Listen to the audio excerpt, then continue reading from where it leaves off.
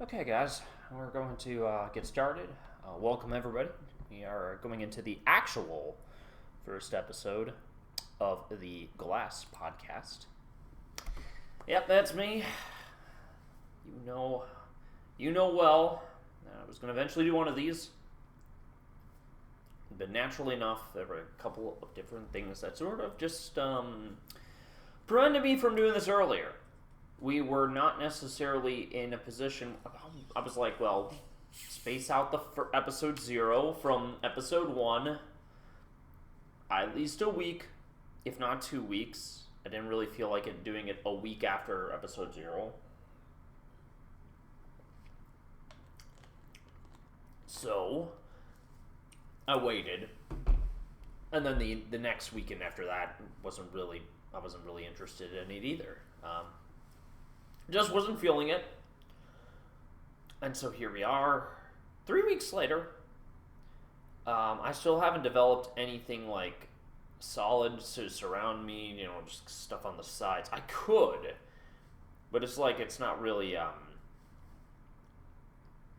high priority right now. I mean, I probably can.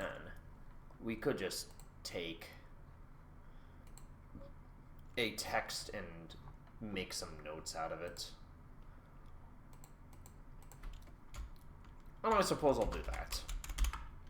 Got a couple of things to talk about today. I'll put the ducks in a row, and we'll get to talking the talk.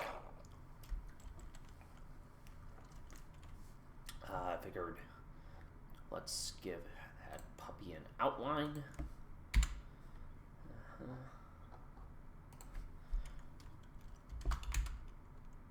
Oh, hey, hello. That's a problem. We need to change that. There we go. That's better.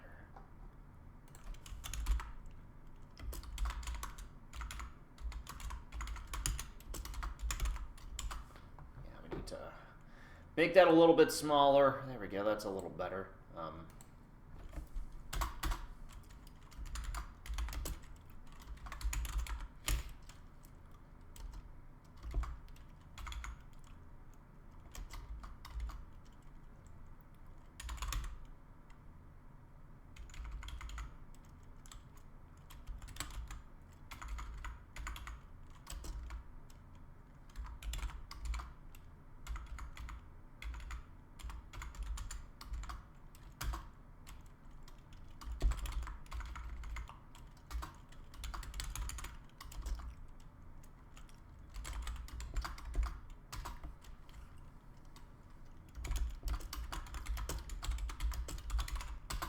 I should probably put these on dots.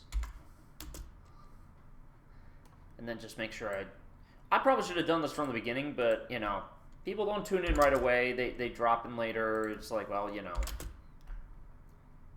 what do I care? It's my podcast. I can do it however I want to.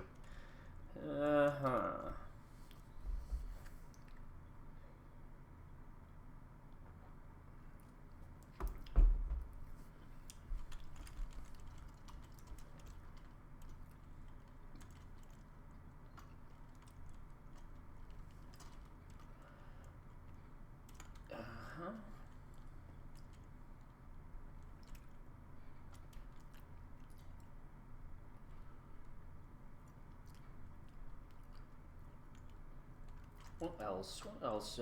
I'm not thinking of something. Oh, you know what?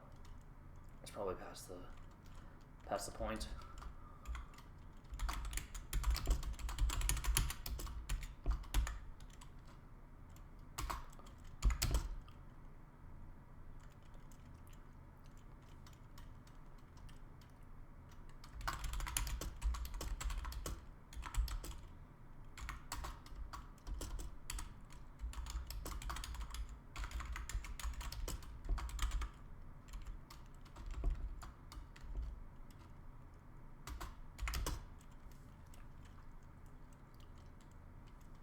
And there's gotta be a bit more. I can't think of anything actually other miscellaneous topics. Yeah, that's good enough for now. It still feels fitting for me to start things off. Oh yeah, I was gonna explain what was one thing I feel that's important to at least jump off with. In regards to my streams, is that for the past 2 weeks I've had some problems where OBS will just randomly disconnect. And there will be like a server issue, and my stream key will stop working. I have to like exit out of OBS, start it again.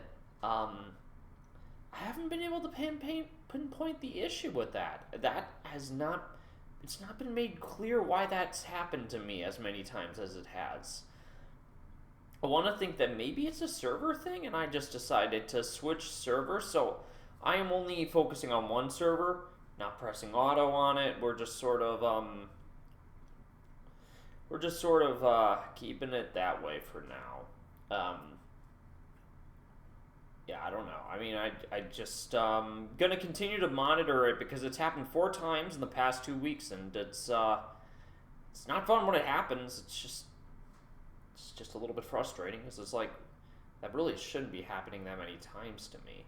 So I'm gonna be very carefully monitoring my computer. Got my sound on. If I hear that thing, I'll immediately see a message in the corner, which is probably gonna explain why my eyes are wavering like down to the corner in that general direction from my perspective. So, yeah, I might seem a little bit like my eyes are batting around. That would be part of why that's the case. And if it's like, well, okay, this server sometimes goes on the fritz and just kind of stops doing its thing, I might have to try specific Ethernet connections, or I may reset my modem and router and see if that does the trick. That's probably the first thing I'm going to do before I try to do any other setting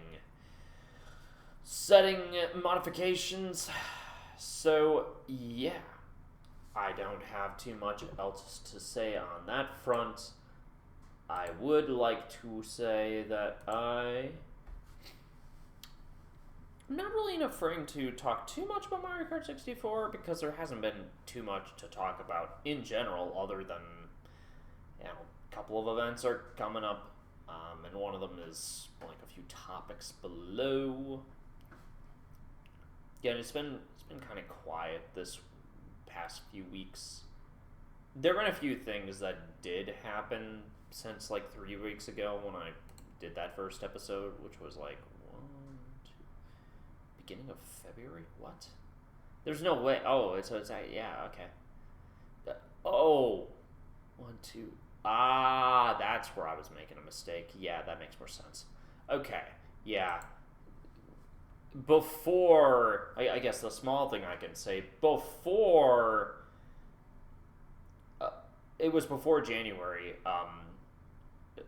February began, and I guess the only really notable news has been, Matthew Little was able to become a non-shortcut god, so good stuff to him. That was done about 2 weeks ago, and he's just been continuing to be on an ascendant trajectory. There's not much else to say. Other Matt, which is Reckman, has been put up another shortcut god time, and I mean it's been the usual submissions from people. So yeah, again, quiet, not too crazy. The month has started. Definitely not the same cutthroat level of competition we saw in previous years. There's maybe 3 people I can think of who really had player of the year trajectory performances so far, and that's really just the Matts and Travis, and that's it. It's quiet, but that's not necessarily a bad thing. It gives everybody some time to rest, and the people who just kind of grind quietly in the background will continue to do so. And some of them might pick up some awards, which does bring me to, again, awards talk. It's taken a while. The official awards will eventually be up. It gets closer and closer, especially now with, I guess the big thing was the fact that I was able to put my first news article for Player of the Year 2024 up on the players page, which I am not the squeaky wheel type. I'm not the type of person to be like, please give me this directly. I'm very like a sort of, I kind of have to grind my teeth and prove myself. So it's been a long desired work to get there. A process which started way back in 2021. That's a good 4 years ago.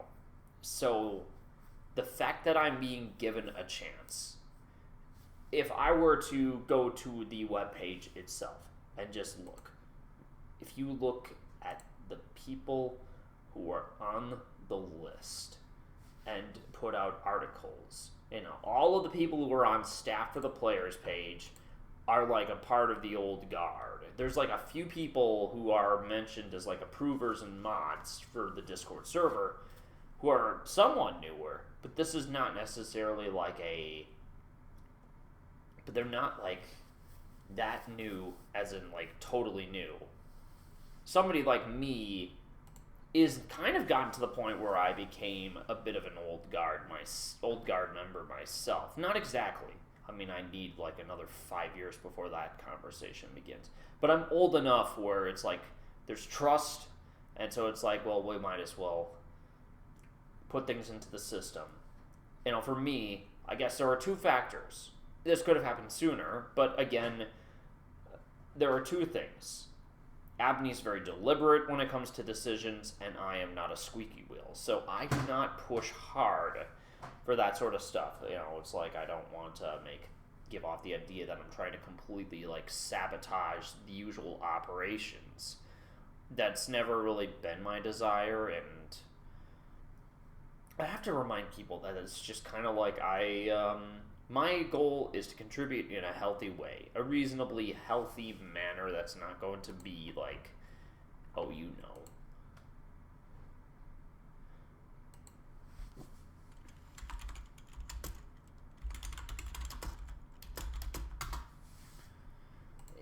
that sort of thing is important to me.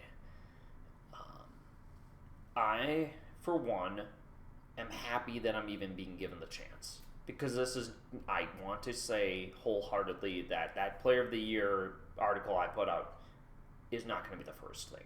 It's not going to be the only thing that I ever post to the website. I want to say with confidence there's more to come.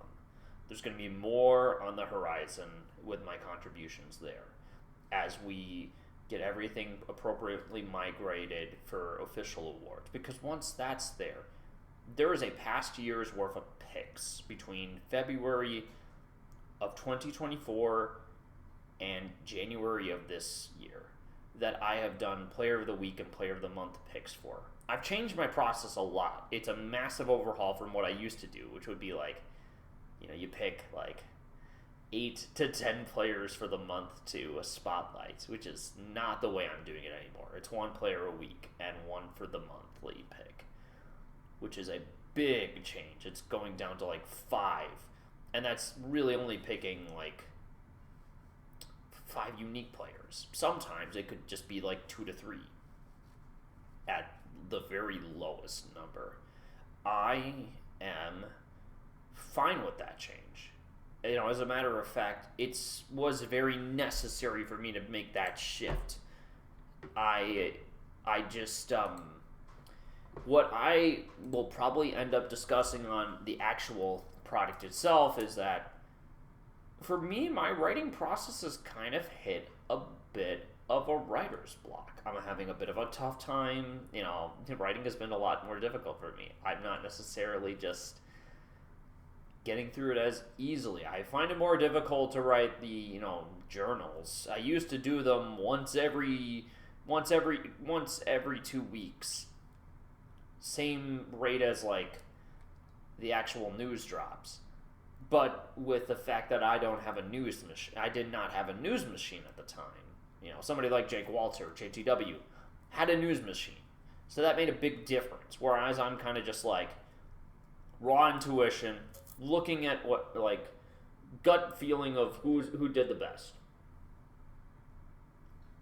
Or what 2 to 3 people did the best in each week. And in separate categories, no less, which is why you'd get 10 picks. for a singular month. It was kind of crazy. Like, and when I was doing them that frequently, it was as much as like 15 to 20. It was a crazy number. At the time, it was fun, and I wasn't really doing much else. And speedrunning was kind of put on the side when I got sidetracked into time trials. But one thing that had changed is that it was becoming less fun for me. The writing had become more difficult because of repetition. It's the same. It's kind of the same when you go through it. 1, 2, 3. More and more steps that are sufficiently covered. It's, to me, that in itself really reflects these sorts of things have changed for me, and I was doing them less frequently. I kept the same pace for the first 2 years, but when I got to 2023, it was like, I need to do these less often. So it went down from 24 a year and a dossier at the end of the year down to just 12. And then eventually I got to 2024 and I was just getting continuously more tired. And I'm like, I can only put more of these unofficial updates, maximum of 4 times a year. I can't do it more than that. It was starting to get too much, too crazy for me to really be able to manage. So the fact that I've lowered it down by that much, not necessarily that I am being, I'm not being silenced by the higher ups. They're not telling me whether I can or can't put those out, That's stuff that I do and had been doing for the past 4 years is, not officially sanctioned activities. That's just kind of, that's the world I lived in. And I was happy to just kind of have my own sense of agency. But now I'm enjoying speedrunning again, but from a different, very, very different angle. It's less to do with this actual game and more to do with just other games that I had been holding back my potential on. Frogger is a series where I have already picked up 8 world records in the course of 5.5 weeks. That number doesn't always come around that often. Yeah, it was 7 world records so far from that series alone in 6 weeks, which is pretty crazy. I was making amazing progress, and it's a series that I have been holding back and not putting much real estate into when I really wanted to. And it doesn't necessarily mean I was just outright giving up on Mario Kart 64 as a community, because there's still Mario Wisco Kart Meet 2025, and I'm holding side events in between it, and it's just that for me, writing became very difficult, and it was just got difficult enough where I just could not develop the same sort of narrative motivation as I used to, and just the picks by themselves takes a lot of effort. I spent around 2 weeks racking my brains over what to do for January 2025, the 4 player of the week picks and then the player of the month pick, because I'm just this is starting to get to the point where I am pulling a hair making some of these choices. A few of them were easy ones, but not all of them have been. With that all being said, when you consider that, it's you stop writing, the dossier is not going to be shoved aside. If I ever feel the inclination to write more, I will. It's just that the release date is no longer tied down to a specific timeline anymore. It could drop at the end of this year, it could drop in the summer if I get a burst of creativity, it could drop 2030, because I want to write more stuff about time trials, really tie the timeline to all the stuff that Kevin Booth wrote about. But there is really just I'm not really putting myself through this, putting any stress on myself to do it. Rather, I'm going to put out the end of the year and end of the half-decade dossier in a video product instead. It's just easier for me to talk about it like I'm kind of just doing in this podcast, where it's very unprofessional, and I mention everything, and then it's just kind of tied into a YouTube video and posted whenever that will be. I'm not going to actually reveal when that's going to be posted yet, But when I do that, it will probably be around the same simultaneous time I do the award ceremony, my own personal Mario Kart 64 awards for end of the year 2024, presumably in March, where I will unveil the winners of all the nominations that I made at the end of that year. And then eventually unveil a winner when the time is right to do so.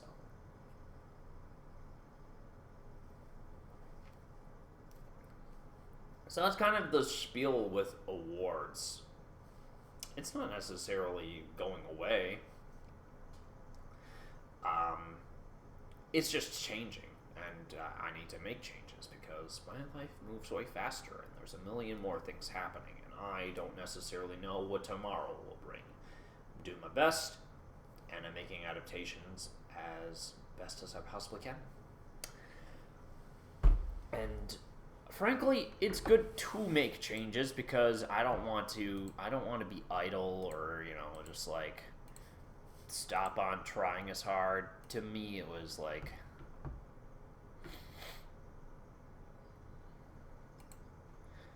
it's essential that you're able to be willing to make the changes or make the jump into something different. It's that same leap of faith that I'm taking in a game like Frogger, Where Frogger, I've had a lot of success with that series. I trust that it will continue to probably be that way for a fair amount of time. And one thing that has been a leap of faith is this next topic, which I just kind of spared the moment remembered about. It's, of course, the Land of Good card. It's a Milwaukee Mario Kart 64 special event. The reason it's so special is because unlike most of these in-person tournaments where you'll require a fee to enter of some kind or another, the Land of Good card is going to be completely free to enter. The folks at Game Together Milwaukee were incredibly generous. When I had the talks with them and everything, they're very passionate. They've got a very well-run game store. I was very happy with what I saw the first time I dropped in to take a look, and yeah, I was really, really, really impressed with what was on display and what there was to see. And the folks are, they're hosting events that the community can hold, and like anybody can go. And to me, it was like, well, here's the thing. Why not have an in-person card event that requires zero cost to enter if you're in the area, if you happen to be in the area?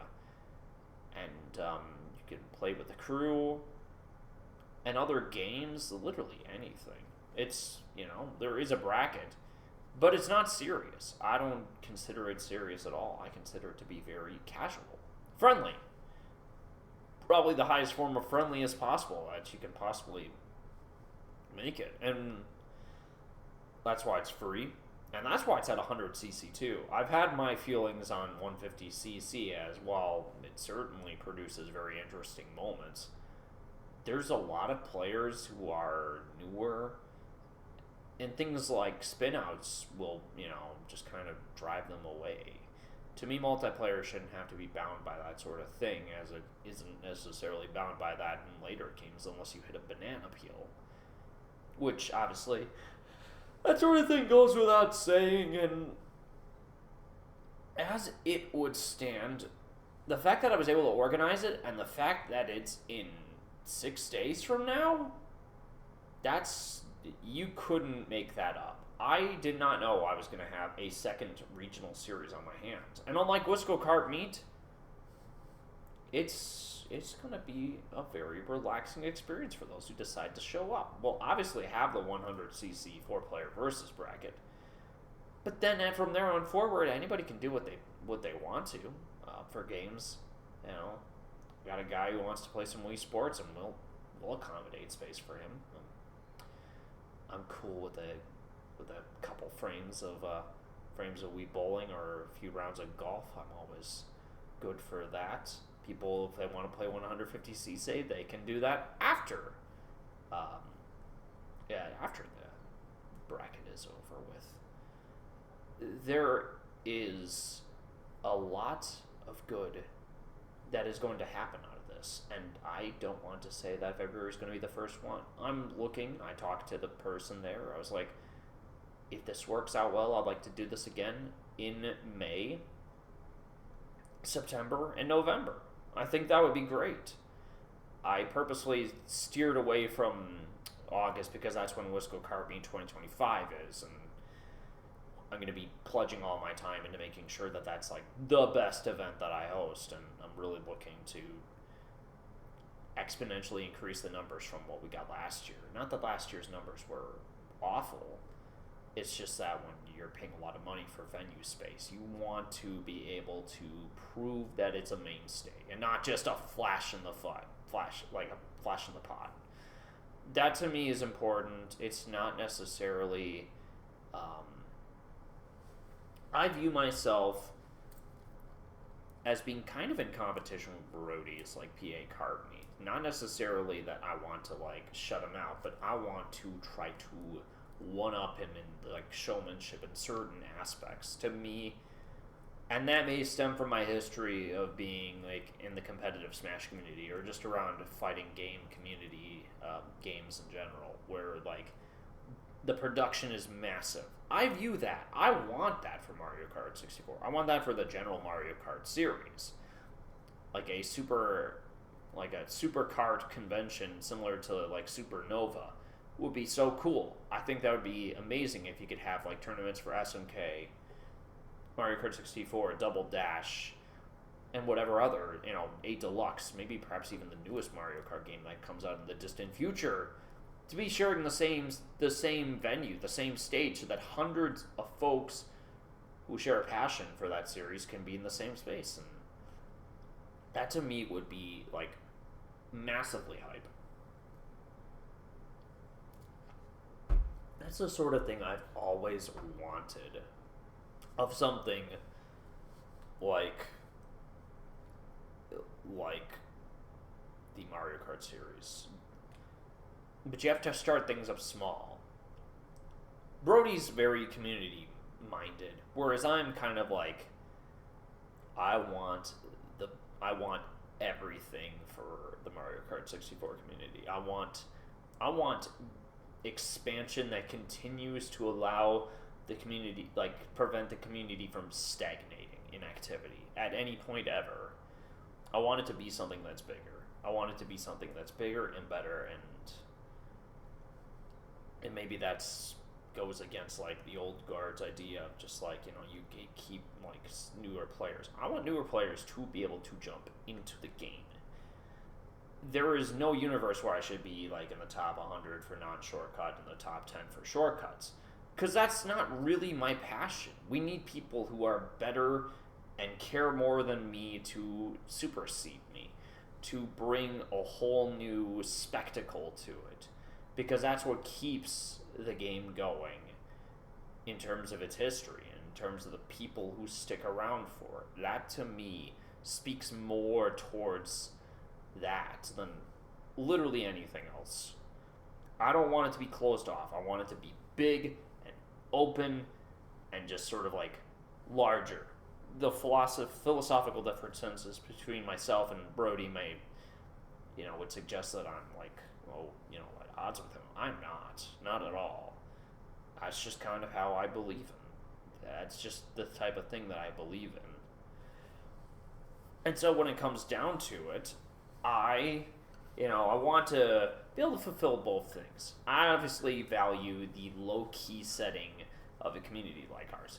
But the community deserves something big. Something big and something extra, like, special for both the outside audience and the inside audience. To me, that's important. And I guess that's a good segue to go into the next topic. I don't think I have to say too much about what I'm rolling into next. It's just that, obviously, the work that Brody's put into PA Card Meet is pretty special stuff. In a very different way, it's very much a group of, it's a event for the people. it's that sort of thing that has an air of excitement. It's a new group of people that are outside of that older crowd that was going to VA meets, aside from maybe 1 to 2 people that there's still some overlap for. But as it would stand, it's really a new grouping of people. Very few older folks from the other side of history are going to be there. There's like 1 or 2 people, but that's it. And those same 2 people were also the same folks that went to, well, no, only one of them went to a summer card invite. So when it comes down to it, there really is there is a clear defined demographical, chronological difference between the old guard and the new generation of people. And that new generation just kind of keeps on getting newer and newer, and the people that joined earlier, they're already kind of flashing out of relevance because of how breakneck of a pace progression is on time trials nowadays. It's you kind of have to have a good performance that is player of the year for the top 5 to the top 10 each year now, in order to stay relevant and to have good follow-up years. Because if you can't have that whole diminishing returns with time trials has always been a very, very contentious, very difficult, sort of easy to sort of burn yourself out in the process too.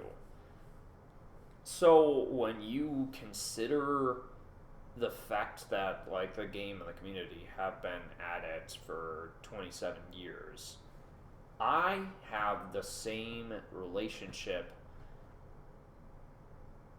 with the game that I used to for Melee. It's just let our best friends and let our good acquaintances be in the same building. Not even necessarily caring about progress anymore within time trials, but just to be able to play the game or just play other games, be in each other's presence. The in-person experience is valuable, and obviously holistically PA Kart Meet is more contained within that newer group of people. There are a few people who are a little bit older that will be there, but that's not necessarily a factor to use against it. It's more or less just that we are seeing an event that finally feels like a bit of a spiritual successor to VA Meet in certain regards. It's big. There are now more than 24 people in the actual bracket, but then 30 plus people in attendance. A number that's verging on the most ever for a kart event, with VA Meet 2017 being at 34, and this year's PA Kart Meet having 33 attendees. That could change. It could potentially be tied once we figure out if Arjan is going to be going or not. There's been nothing from not yet. To me, it speaks as to should be a firm sign that in-person 4-player versus tournaments should ideally become the same standard that Melee has for major tournaments. If you want to create a more community-based ranking, to me, I think it's important that everybody within each of these different groups melds together, agrees upon a rule set, and we get to the point where we can have everybody from each of the different online communities going to the same event where there are brackets of 60 plus folks. And that these big events, while they do still have community emphasis, is able to build up towards something bigger. PA Kart Meet to me is a step in that direction. But to add to that, if there is an environment for people to kind of just be themselves, that would also be the place for it. I'm not really concerned with my performance anymore. In the past that I was practicing, maybe even earlier than this, But I haven't really done more than one session or 1 or 2 sessions worth of practice this year at all. Really, just two. Two, and that's that. And that was just because I'm like, well, you need somebody to fill in. I'm kind of just sort of viewing myself as cannon fodder, or just because I was around some friends in person. And I'm like, okay, all right, sure, I'll do it. But I don't really have a strong urge. Last year I was like, let's try to see if I can get to top 8 again, which I did. I think that's the last time I'm going to be in top 8. I highly doubt that's going to happen again with the caliber of players that are going to be here this year compared to last year. And I guess it just more or less speaks to the fact that I just, I don't know. It has to do with the whole, depressive arc that I go through when I do decide to return again. I don't really feel much of anything when I play. I'm more interested in being around my friends. My desire is for the game is that less to be good at it, but to give back to the people that like it, and to be around people that I like, that are a part of it. And that event certainly is an outlet in that regard. The drive alone is going to be worth the price of admission. Haddock and I have never actually been on a marathon drive like that since probably the Ohio trip back in 2023, about a year and a half ago.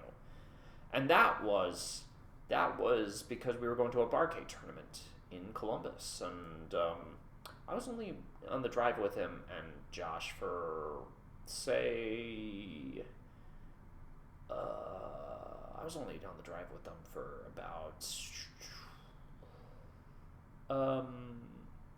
3 hours. 3 hours tops. As for the drive from Milwaukee all the way to Pittsburgh, it's gonna be between 9 and 10 hours. I have a whole bunch of music in a playlist that is the short list for what I will probably play for him on the way there. And I'm going to narrow it down. There's going to be a lot of cuts. A lot of stuff that's going to be put into a playlist hour, and then I'll play an album, or, because of how many people are going to, the PA Card Meet dinner the night before, there used to be this, music trivias, which I was never good at because I'm a hipster. I'm hipster garbage. I listen to music that has absolutely nothing to do with that. So I'm the worst kind of person. I'm like, oh yeah, if you're not into, I don't know. It's the same people that get obsessed with Pet Sounds by the Beach Boys, or just snobby. I'm part of that problem. I have no problem admitting that I'm a part of that problem. So I'm just oh yeah, I was okay, it's just not Radiohead, or I can't just name these off the top of my head because I didn't really cover the stuff that was popular in the top 40 for singles or albums on the radio between the 60s and the 90s. That's more out of my wheelhouse. So I know less about that, but instead I'm giving an even more obscure music quiz.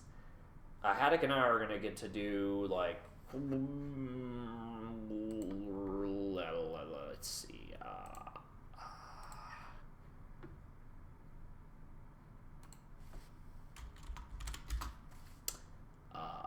Because that Avalanches quiz that I'm going to be doing for him, I'm going to be looking through all the mixtapes that I'm going to play for him, which is about 3 to 4 hours worth of mixtapes. Some of it's going to be watered down. It could be longer than that, but I'm just taking select slices and pieces and kind of stitching them in together into this big old product. I'm going to give Haddock the option to try to identify as many of the samples that are in each of the mixtapes, as many of the songs that were utilized, because the Avalanches have a lot of mixtapes. So he'll get a piece of notebook and loose leaf paper, and he'll get the chance to try to identify, oh, what's the artist? What song are they playing? What song are they covering? And I'm a little less stringent than the folks at level 20, so if they don't get the title exact for the song, I'm still going to give them full marks, if it's close enough. The artists, I'm a little bit more strict about that, but like with the title, I don't care if it's like a few letters off. I don't care. It's close enough. That's that I'm going to allow. I am going to allow people to I'm going to allow Haddock that leniency for the song at least.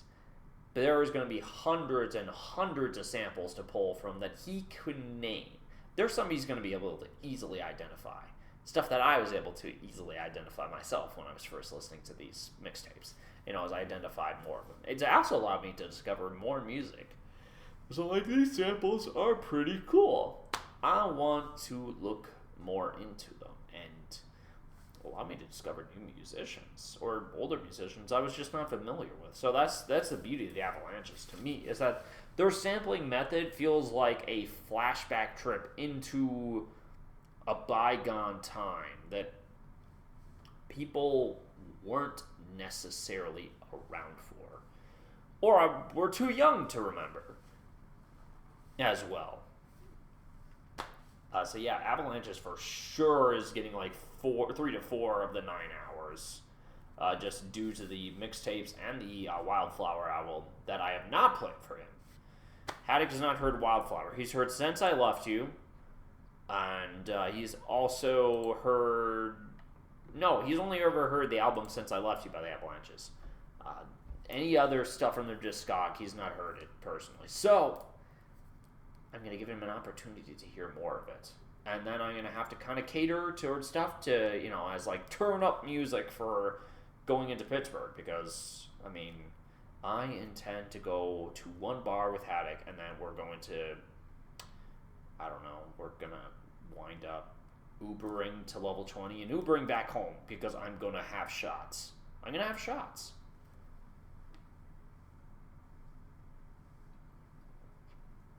I have wanted to have shots with Haddock in the past, but he and I have both had to drive home after the dinner. I've had to worry about carting Dylan back home. But I don't have to do that this year because Haddock and I both can agree to work through the Uber method now. Yeah, I learned about that when I was on a trip out in the West Coast a while ago. That was some time ago. And so now that I got Uber under my belt, it's like, well, we can pay for that. I don't have to worry about driving to level 20. I don't have to worry about driving to whatever bar we're going to drive to. I can just let other people take care of that for us. We get back home, go to the venue tomorrow when we're, sober. So presumably at like 6 in the morning. I don't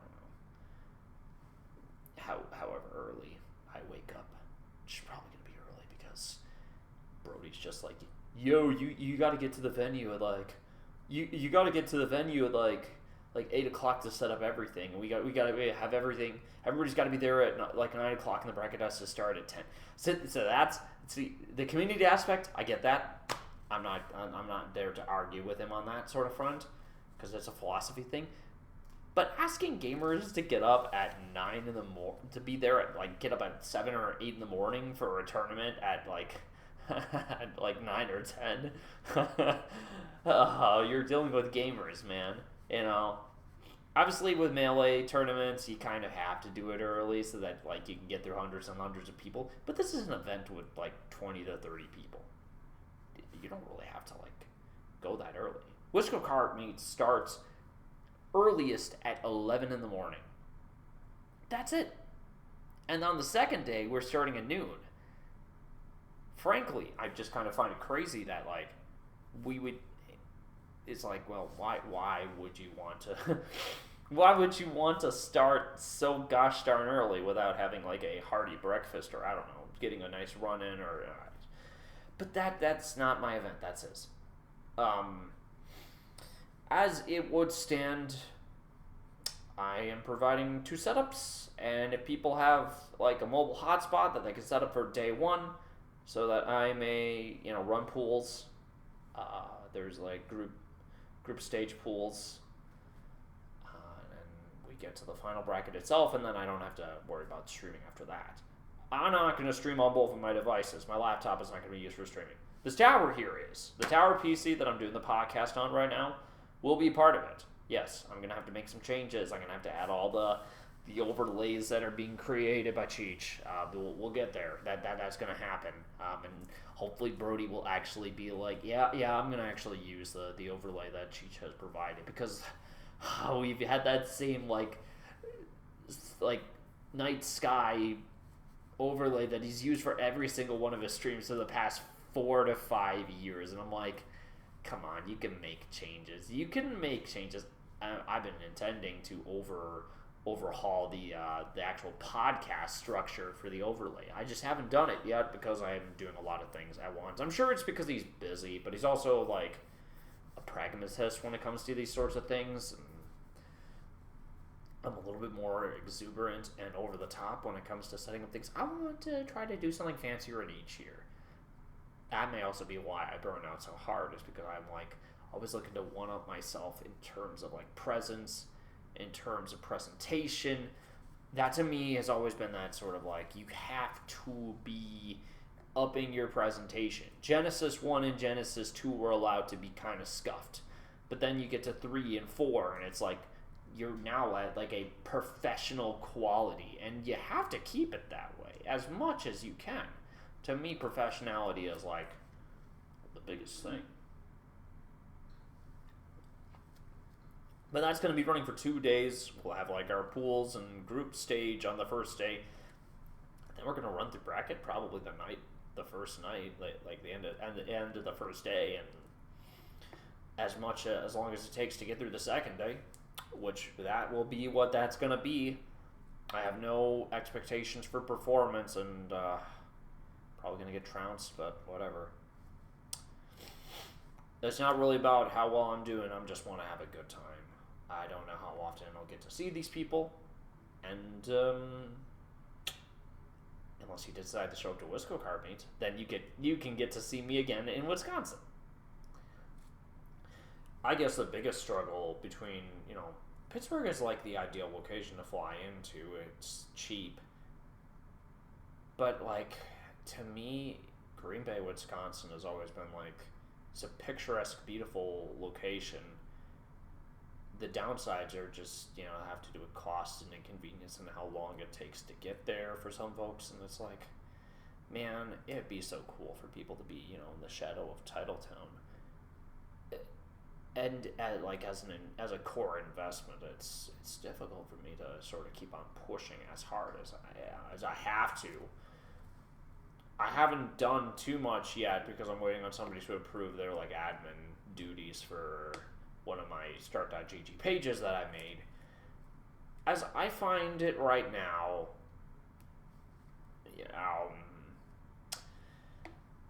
there is that sort of like, I want to try to do something bigger and better than Brody. That still motivates me. It's always kind of like on the back burner in a sense, because it's like, well, you to decide whether you want to be the best organizer or if you want to be the best like Frogger speedrunner or just general speedrunner, or it's like if you want to be like the most entertaining streamer, and it's like, well, okay, and then you have to pick your battles, and that's still a challenge. The scope and the vision of Wisco Card Meet, I see it as being something that leads to something way bigger. I still want to see the grounds where a bunch of us unite together to make like a super card convention. That would be cool to me. That would be the ultimate dream, where you have 5 different card games playing tournaments at the same time, and then you get to the last day and you have several different top 8s for them. That to me would be like the dream way of doing it. You get people together for 3 to 4 days. And it's fun for it to be open, where it's like venue is going to be like 8 in the morning to midnight. Thursday, Friday, Saturday, Sunday. That to me would be like the dream super major for card communities. But again, it's about making steps, and the void that was left by VA Meet, to me it's going to be filled in by stuff like my events and Brody's events, and then other offshoots like that of, the PACE events. And I ultimately think the success of this event is going to be a key to whether these versus tournaments become bigger and bigger. There are big shoes to fill in the future. If we want to have tournaments where the numbers for 4-player versus are bigger than this, we really do have to come correct, and I see that being a vital change and a vital movement towards the next step. Of course, those are my personal feelings. I cannot necessarily speak to us that if that will happen, and what types of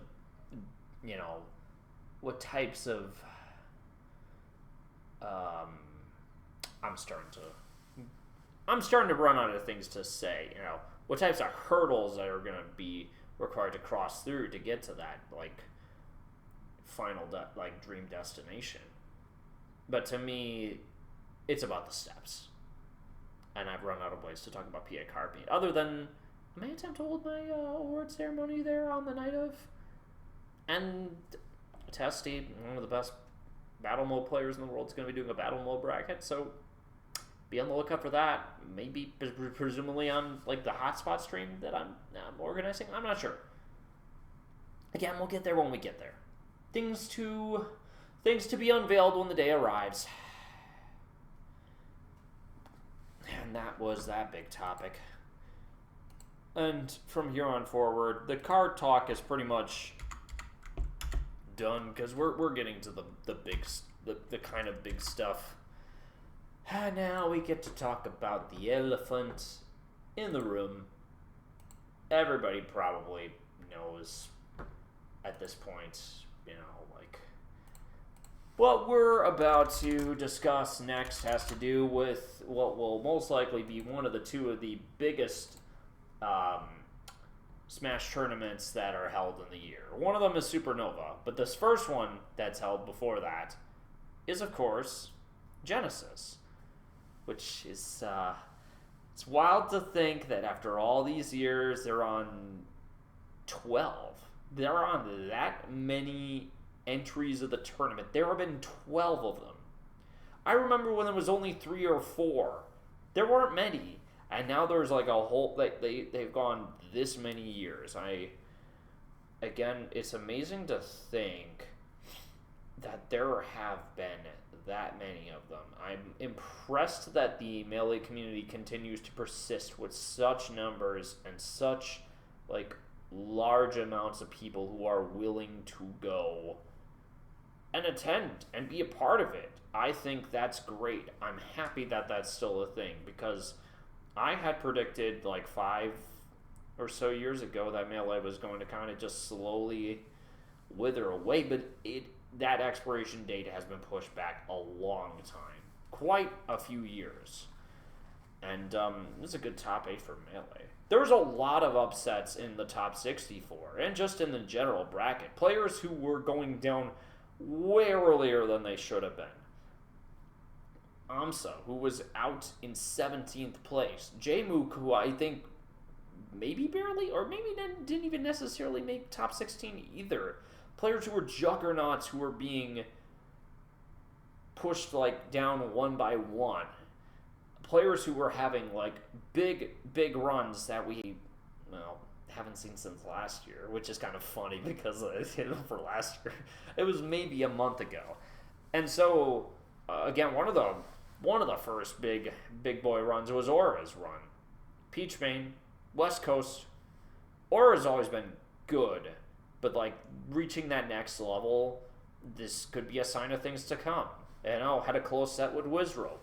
Potentially Envoy into top 8 had things gone slightly better in that winner's quarters set. That was a really big difference maker, and as to why Wizrobe was able to push into top 8 winner's side. And then Aura was found in a less than favorable position in the lower brackets. So again, made a big run. I'm sure it will not be the first time we see Aura making it further than just that. I would say be sure to look out for that player in the future. It's especially West Coast-based tournaments. I'm sure there'll be more of those. Another player who's been making moves, been pushing further and progressing further that I figured might surprise us all. That fell short of top 8 was STJ. Another Puff main. Most people don't know about Hungry Boxer. If you were around in my time, the man, the myth, the meme, and the legend, Prince Abu. STJ was kind of like that new, kind of new generation. See, I don't even think it's really appropriate to call him new gen Puff because he's been around for a handful of years. He's around when I used to play regularly. I would like to say that. Oh, I don't know. It was just he was showing a ton of potential to pull some big upsets. And he did pull some upsets in bracket. Again, similar case to Zora, just didn't quite pull through. I reckon that he'll be back too. It's gonna make consistently finishing decently in tournaments more difficult. These majors are going to become much more difficult to just push as far as you can.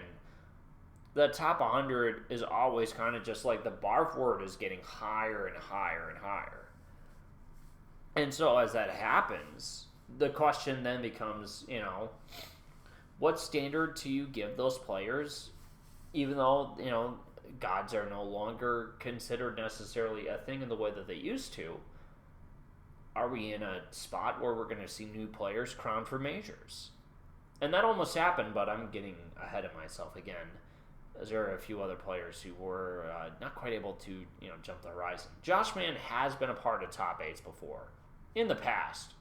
Wasn't able to seal it this time, but, Josh Mann's been there. He's been on the edge of being there multiple times. Won't be the last you see of him.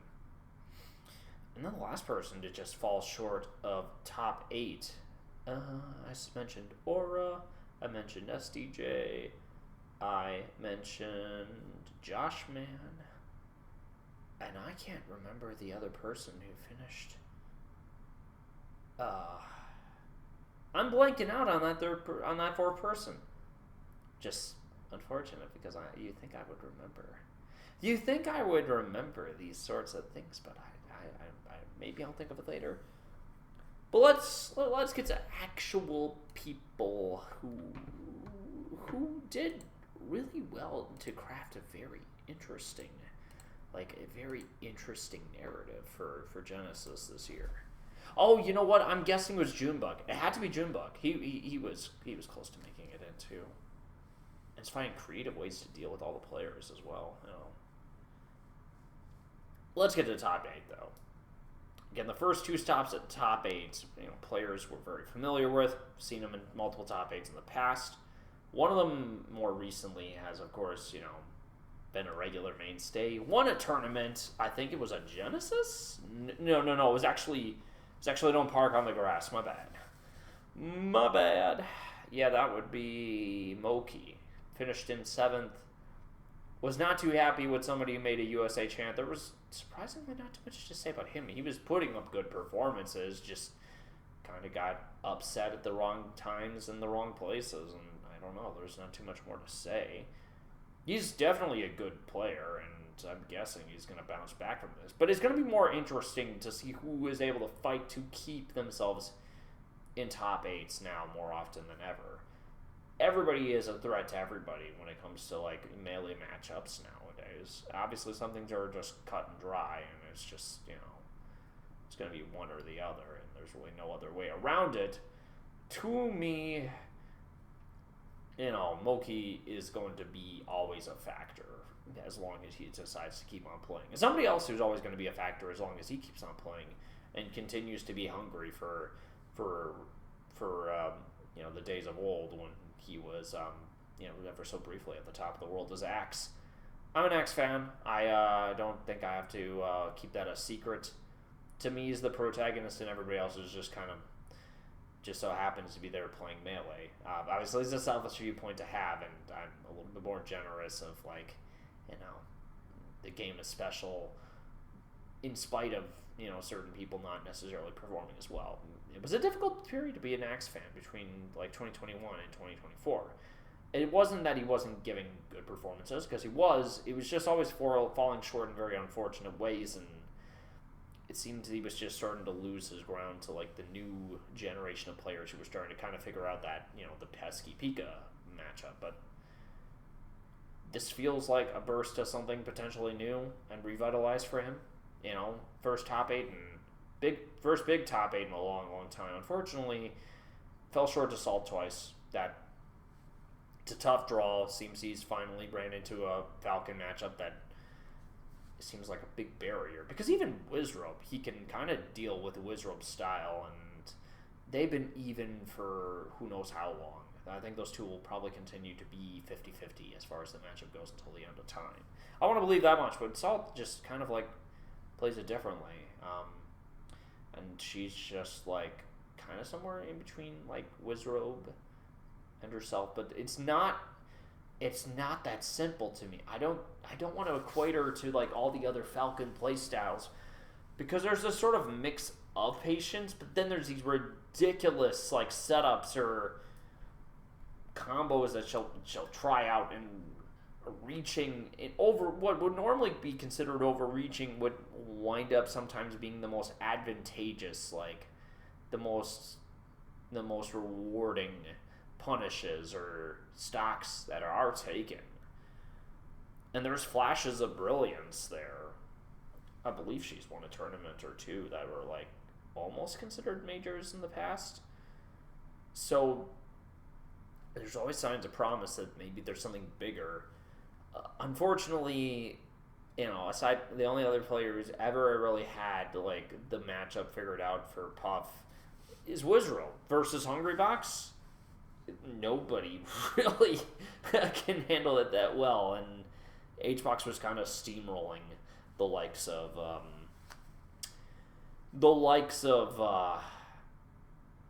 Salt during that match, which it is what it is.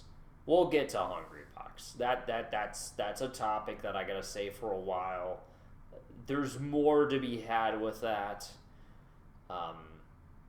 He ran through quite a few players. There was at some point or another that I figured, what's gonna happen?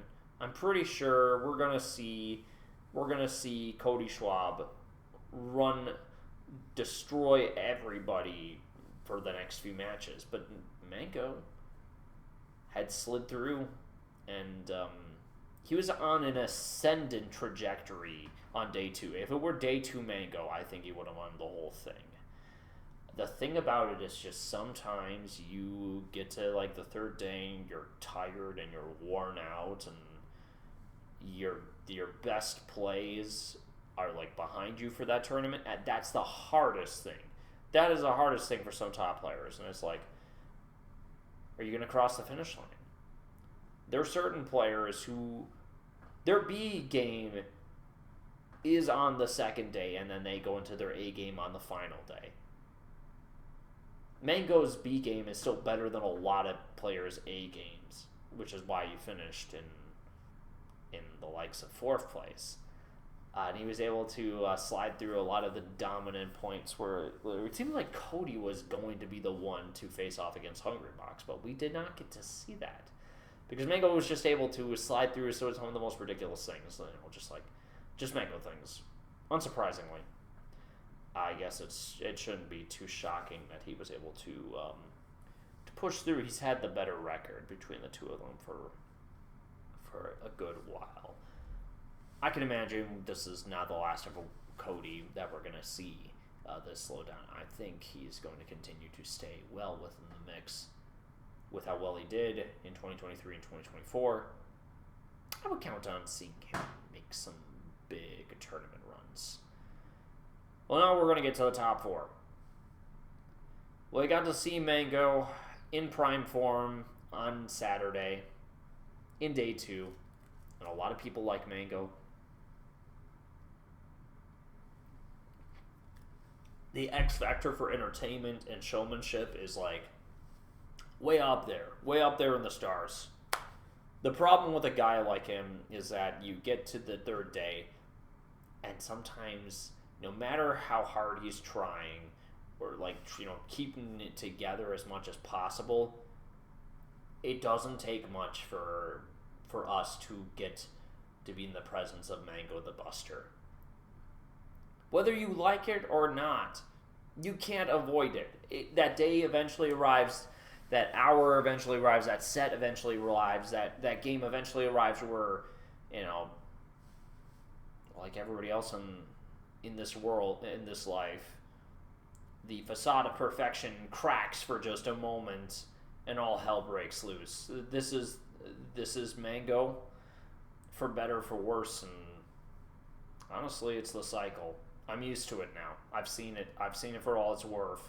The roller coaster of for the people who are Mango fans, it's like, oh, why are we back here again? Or, it's like, oh, we're on top of the world. He can't be stopped. He's the greatest player of all time. That's the life you live when you're a fan of him. That's the life. That's Mango's life. One day he'll be 6 feet under, lowest point of his life. The next day he'll be the best player in the world. You never know what you're gonna get. That seems to stand to continue to be the case probably until the end of time. If Melee is still a thing 10 years down the road and tournaments still are this big, I wouldn't be surprised if Mango still is like doing these crazy things with Falco in bracket one day, Genesis 30 or something like that, and then you get to the last day where it's like he's been playing so phenomenally and it takes one set and it's just like, boom. At the same time, it could be that same tournament where he's just like, oh yeah, the conversation of him being the greatest player of all time continues. He's the type of person who is just when it seems like he's about to be done, he comes back with a vengeance and does something even crazier. It's been the narrative with him as a player since 2016. That's been the cycle we've been living with him. I mean, I would say enjoy it as long as it lasts because he's the type of person who reflects a certain spirit of the game. Not everybody's going to like the more slow-paced spirit of Melee. We'll get to that. Again, I have been hinting at one particular thing. It's just that Melee is a lot of things to a lot of different people, and it's not the same for everyone. But there are a lot of people there is a large field of people who agree that Mango is the game. I would say it's more complicated than that, but, I'm an asshole, so, you don't have to listen to me. But, Mango's good for the game. It's important that he continues to perform at a high level as long as he can. As long as he feels like it. Again, I'm not him. I can't tell him what to do. But he landed up in 4th place. I think the last post that he made, to Twitter was just Hungrybox is very hungry. You can tell he really wants this tournament win. Yeah, I'm sure it's no secret to everybody. We know what Hungrybox did. There were a few more competitors. This tournament had been nuts the whole way through. For one, winners finals was between two people who could have potentially have won their first Genesis title. I don't think Wizrobe has ever won it before. I don't think and Triff definitely didn't win it.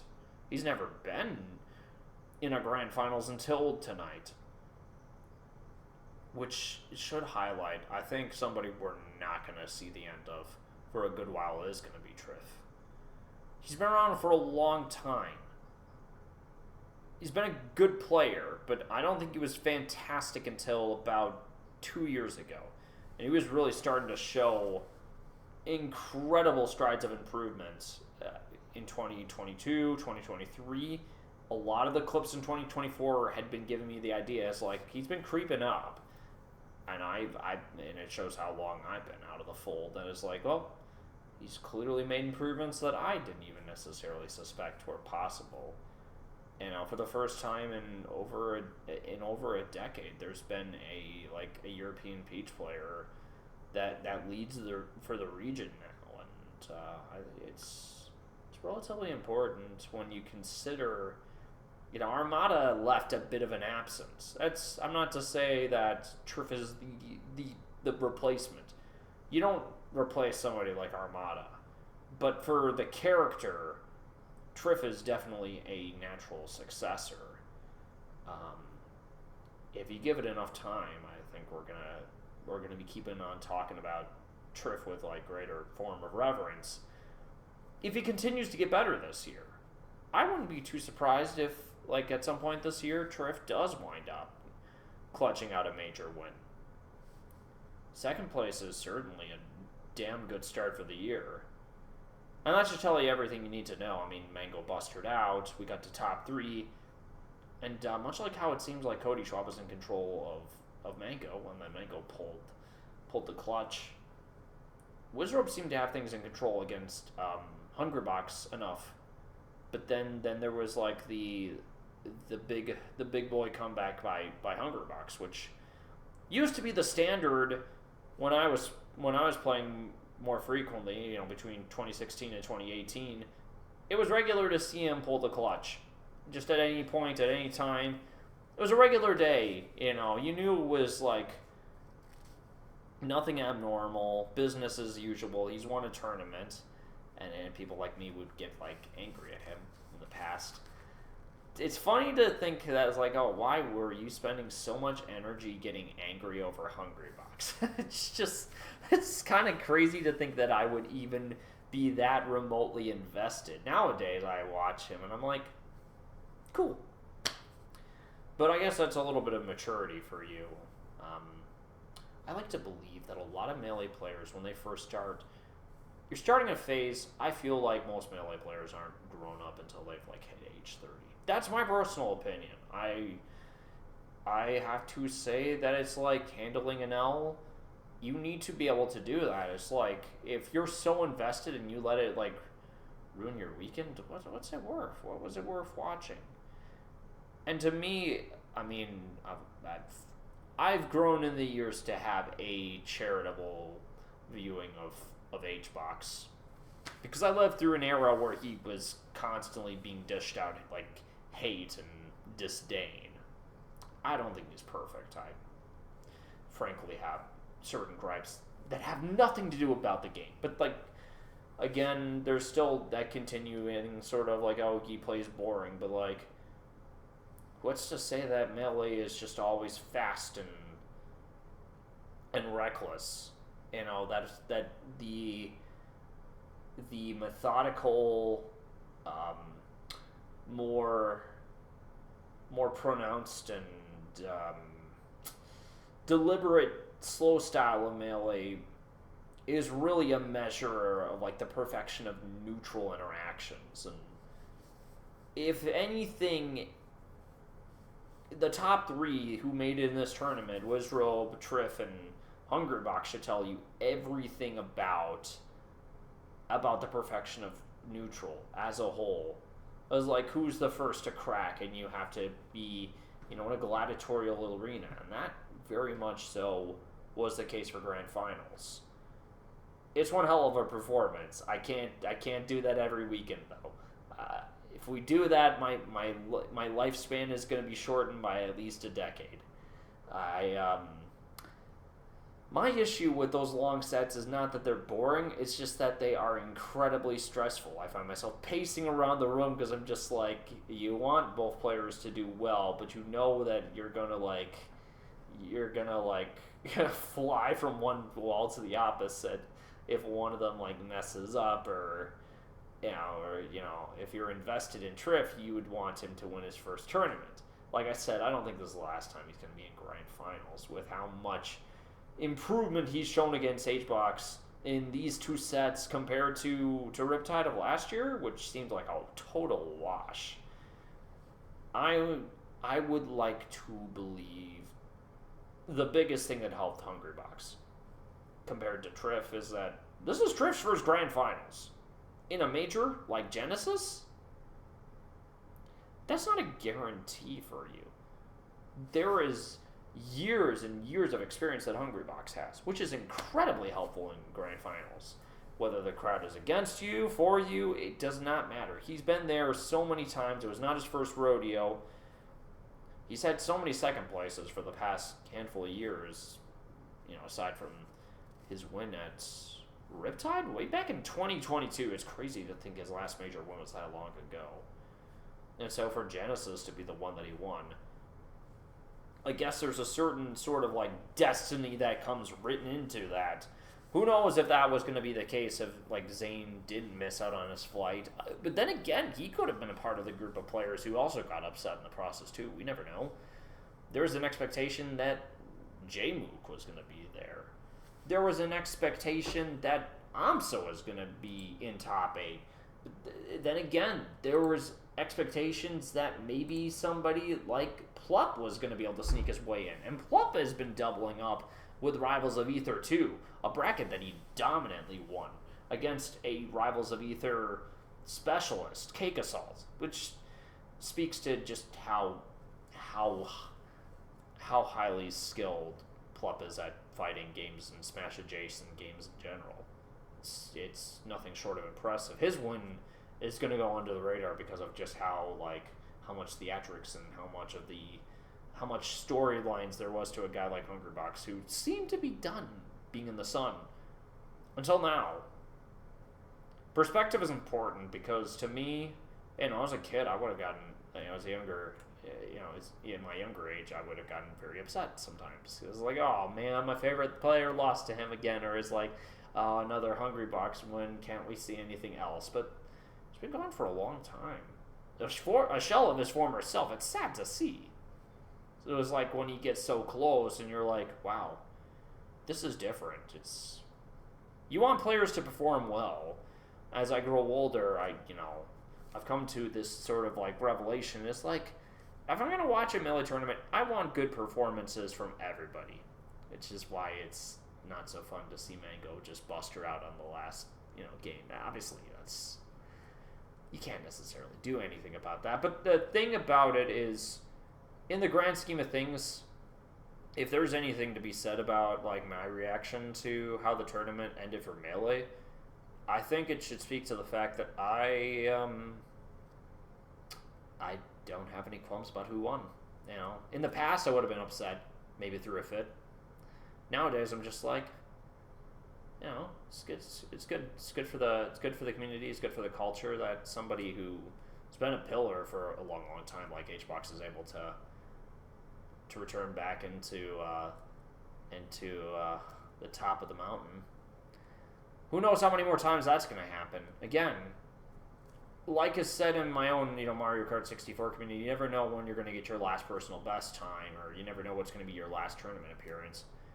We don't exactly know what HBox has planned next in mind. I mean, it's very possible we might see a few more tournament wins from him this year if this is the beginning of a win streak for him in terms of tournaments. But you never know. Again, there's a lot of tough competition, and it keeps on getting tougher every year. I would know because I'm drowning even harder in pools whenever I go to regional tournaments. So I guess it just speaks to the fact that, much like I'm being kinder to myself, I think people are being a lot kinder to HBox, which is really for the best. I remember many, many, many years ago, somebody got very disgruntled and decided to throw a crab at Hungrybox. All the way back in 2019, it was Pound 2019, and that was... It was not good. It was really, really, really bad. The hatred for, HBox had reached a zenith. There was, this flare point. And to think it's gone from that all the way to people being like, it's nice to see him at the top again, and, people being supportive when he wins a tournament. It's good. I think it's a good thing that, we've steered away from, having to, take our anger out on a player. Obviously, that's not to say it's entirely gone away. You still get people like Cody who are getting thrashed upon for playing a very, by the numbers Fox. But I think, again, perhaps it's just me being out of the game and a lot less invested than I used to be. It's just the most mature viewing is that every time a player gets their chance to win is really just another color being woven into the multicolor, tapestry that the game has provided in its competitive meta for as long as there has been. And it's quite colorful. There are so many different players who have accomplished so many great things, and so, having a sense of appreciation for when somebody can remind you of what the old times are like, because I don't know what it is. Nostalgia just kind of keeps on like skyrocketing faster and faster. Me watching this Genesis Grand Finals was like harkening back to when I was like in school a long, long time ago, almost a decade, which makes me feel old, and I'm going to wither away saying those very words. But it's a call back to Genesis 3. It's a call back to the days of like the early days of Hungrybox Armada. So, I got to relive my past for a hot second. And really that was like the melee bracket for Genesis 2. It was pretty good. It's pretty good. Not everybody performed perfectly, but like we got mostly good performances, and those like performances in the top 3 were great. They went well. Obviously, people prefer faster moving melee. You get what you get what you deserve, and you do your best to enjoy it as much as possible. We don't know how many more Genesises or how many more major tournaments there are going to be, and you have an appreciation for what happens. And no bias, but I want Axe to win a tournament. I'm never gonna stop wanting Axe to win another tournament. We need to go back to 2019 right now. Okay, all right, I'm going off the rails. We're done talking about Genesis. In fact, I'm not gonna go back to Genesis anymore. We're done for that topic. I wanted to bring it up. I had quite a bit to say because it was fun. It's fun. It's nice being able to enjoy a melee tournament without being a total like cynical hard ass about it. Because I've been cynical in the past, where I'm just like, okay, I know what's going to happen. I'm very familiar with the sorts of things that occur. I was just like, this is neat. I'm having a good time. Which is not something that I can always say. Not all the time. Now we're going to talk about something a little bit less pleasant. Controversial films. Which, I hate that we have to get to this point, but, as it stands, we've gotten to the point where awards season is getting closer and closer to the Academy Awards, and, everybody's got a brand new punching bag. Unfortunately, I'm also a part of the problem. Yeah, we're going to be talking about Emilia Perez some more. I had mentioned it's just like, it makes every white person very upset, but that was really, really, really, like, scathing of me to say, without even at all considering the nuances of the whole, like, the film's release, the plot of the film, the whole meat and potatoes of it, and just, like, the lead up to the actual, like, Academy Awards, which is in 2 weeks. That's crazy. The Academy Awards are in 2 weeks, and I'm not ready. I'm not ready for it. I'm not ready for it because this awards is like probably the least exciting it's gonna be. There's so few films that I'm like truly invested in. I'm like, oh, I want to see them go far. I think the only ones I can think of that may have my interest are, and I can limit it to like 4 or 5. The 4 or 5 of them are Dune Part 2, Anora, Nickel Boys, and let's say, I can't even think of the 4th one right now. I just find myself surprised at how we managed to get to the point where there's so much hot water about Emilia Perez, but it could wind up winning a lot. But we have a lot to explain. This film is a mouthful to handle. It's ridiculous. It's crazy. And I've seen it, so I'm not going to talk about it much, though, because my opinions as a straight man aren't really that honestly important. I mean, I can talk about my discontent towards it because I just, I don't know. There are just certain things that I take issue with. Is it going to be funded by Michael Bay? This is the only way I could foresee that happening.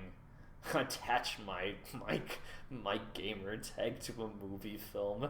I don't want anybody to know who I actually am. I don't need that type of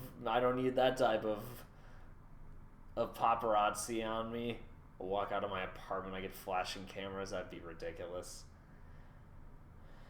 Alright. Here's the 411. A French director, Jacques Audiard, made a lot of films that people modestly like. Decided to make a film called Emilia Perez, and it's a bit complicated.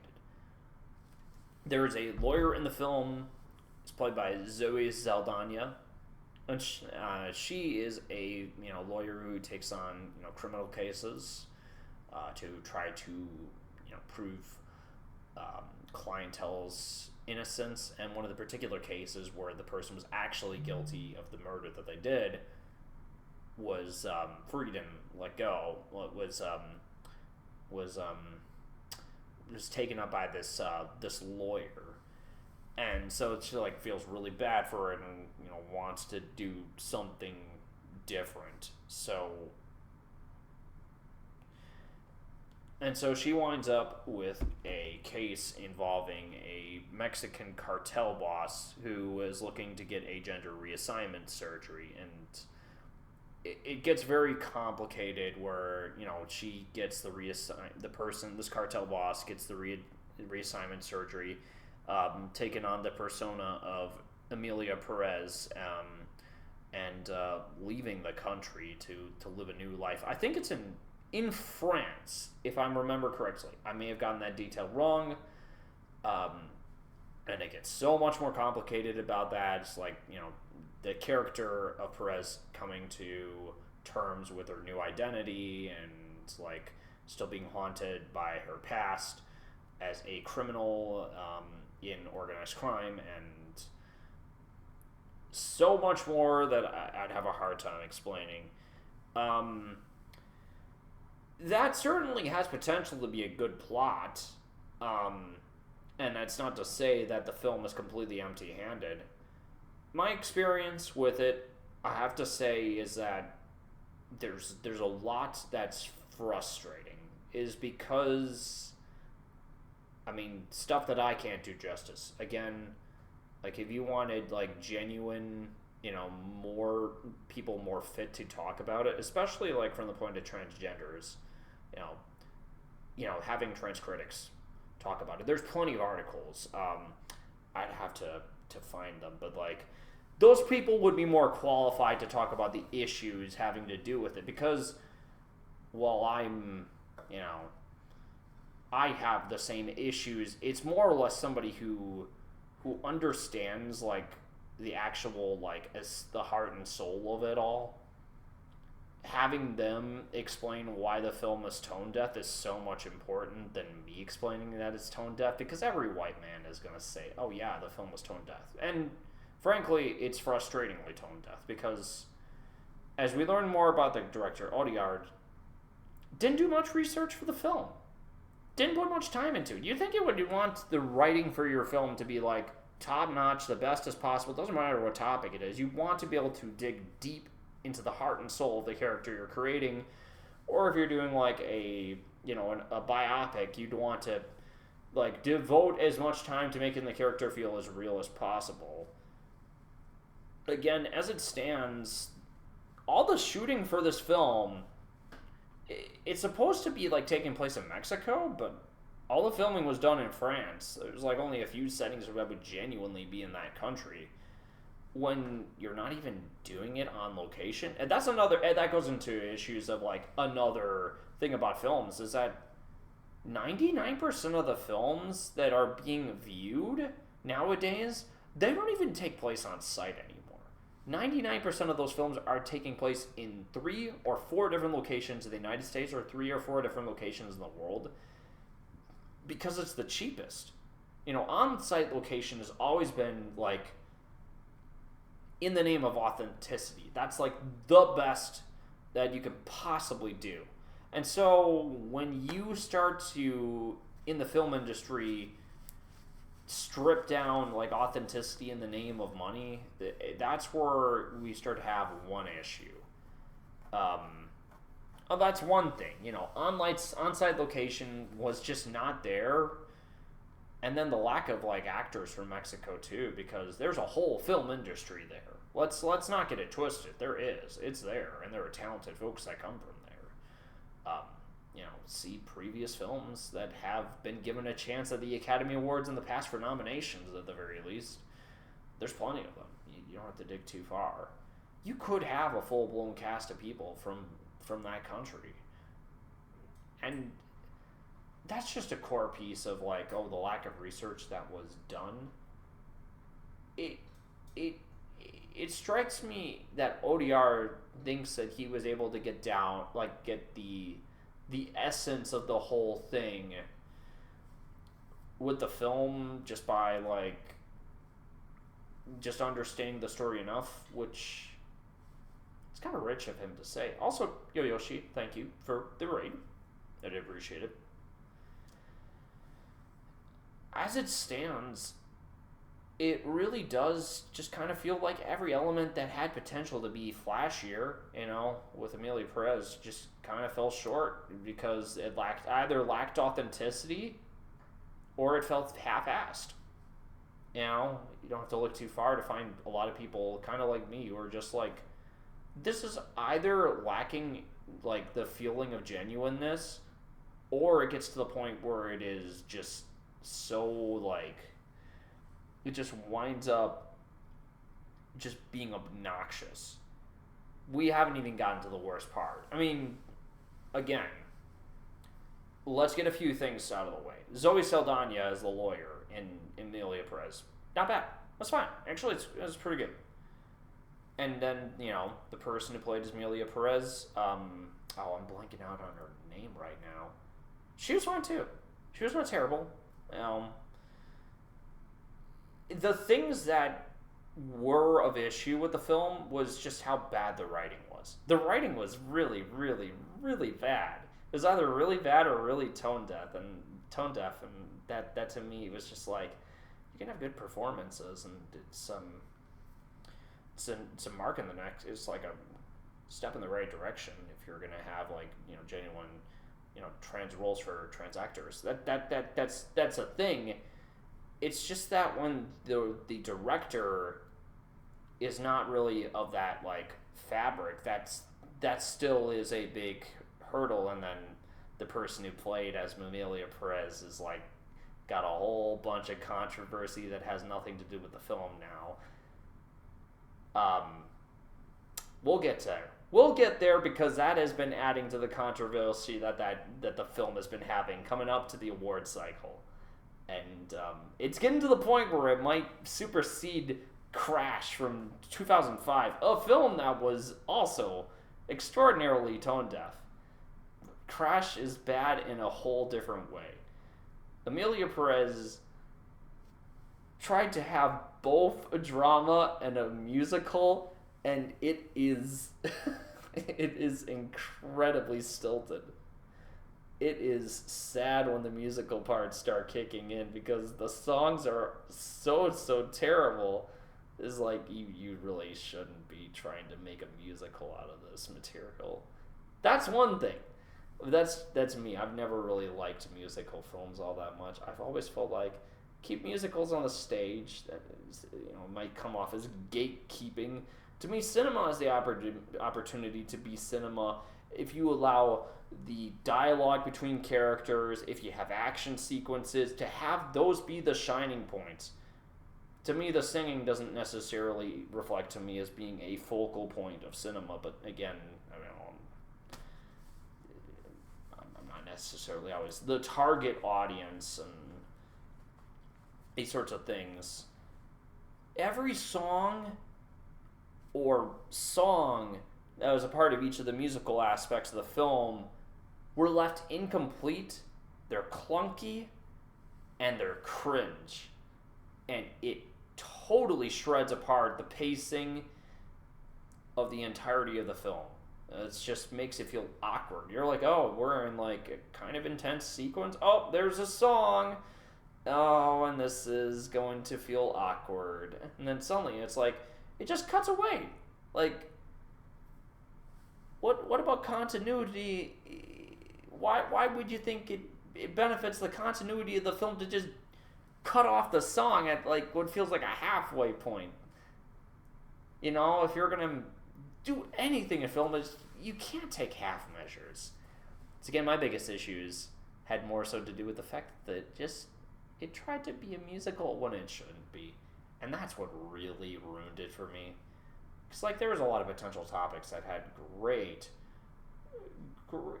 potential for like growth and meaningful discourse, and then we get the memes that come out of the musical segments of the film, and I'm like, oh no, I wish it wasn't nominated at all. And that's where we get to like the Academy Award nominations. Now that I understand, now that I've seen it, and now that I've embroiled myself in the controversy, I am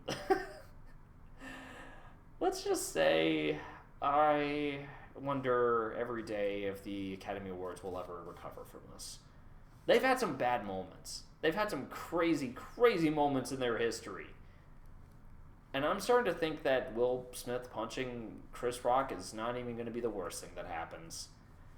Just judging by everything that has happened in the past couple of weeks, the director did not admitting he didn't do any research, like, or hardly any research about, like, you know, Mexican cartel crimes, the people, you know, the history of Mexico City certainly doesn't help. That information was the beginning of the controversy.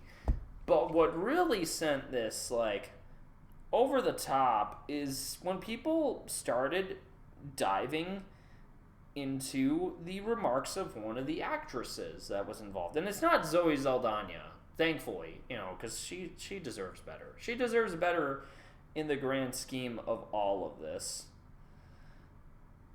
As it, you know, as it personally stands.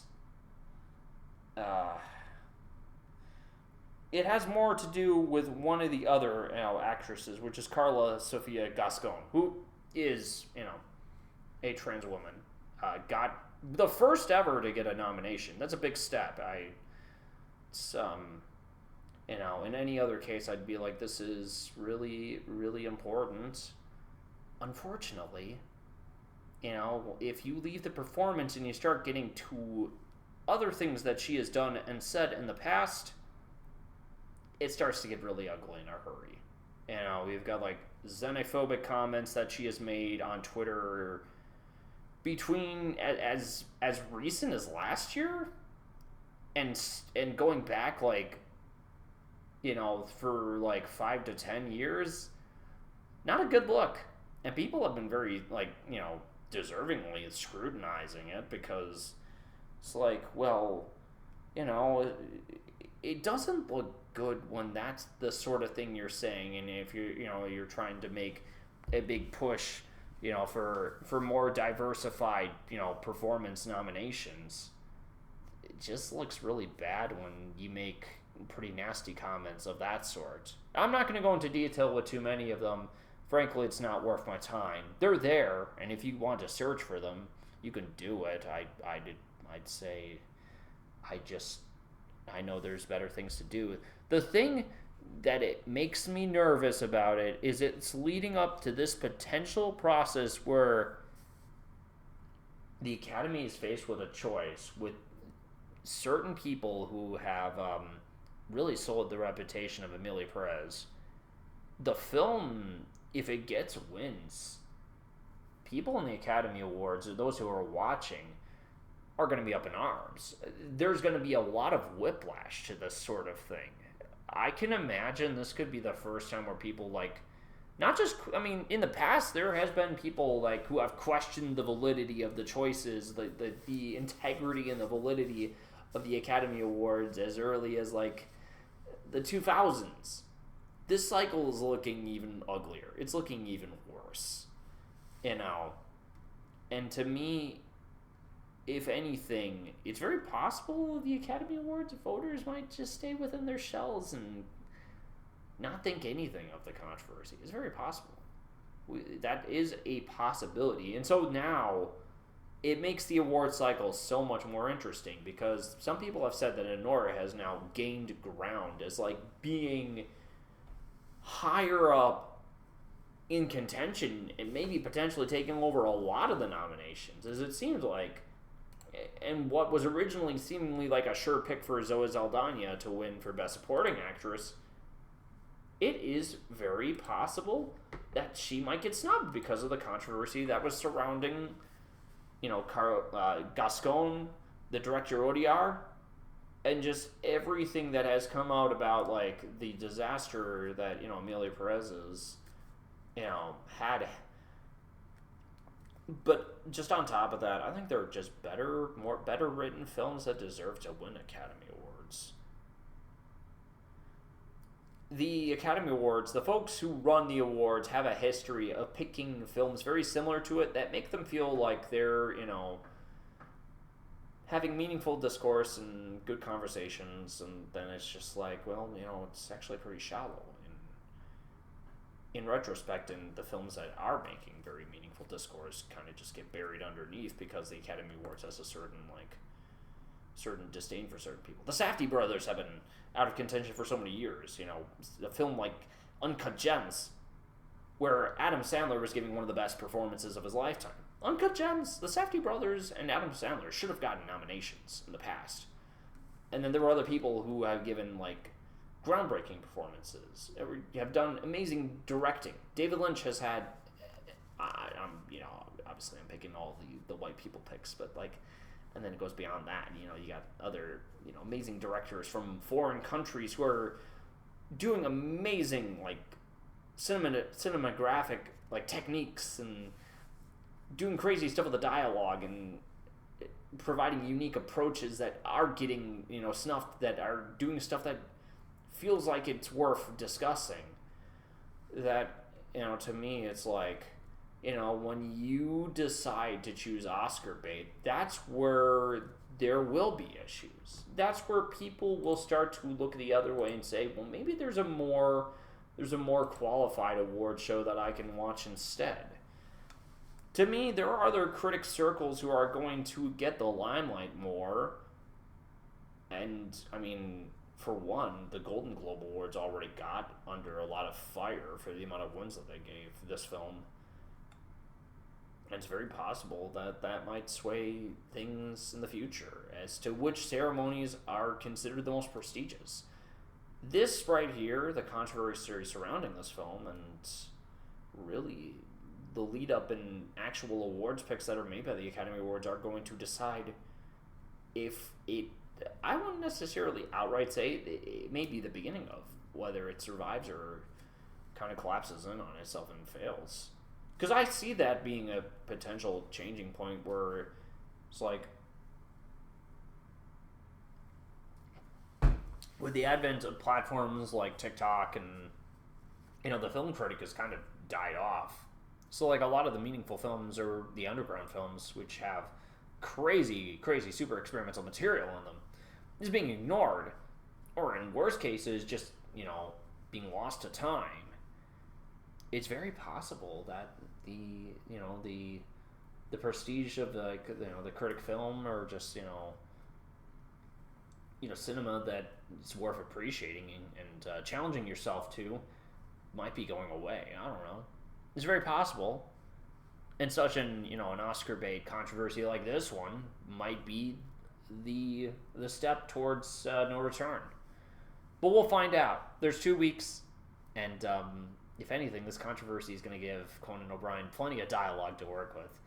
And thank the heavens we don't have to deal with Jimmy Kimmel this year. That's all I've ever wanted. If anything is to go wrong, at least it's not to do with the host. Man, I don't like Jimmy Kimmel. It should be no secret. I think he's bad. I'm glad that they're giving Conan the host the MC position for this year's Academy Awards. Thank you for at least making one good change. And we're pretty much almost done with this with the podcast tonight. I've gotten through all the major topics, and now we just got a bunch of miscellaneous stuff. Nothing much ado. Nothing too much ado. I mean, these were the big topics. Honestly, with that all being said, we're getting to the last one.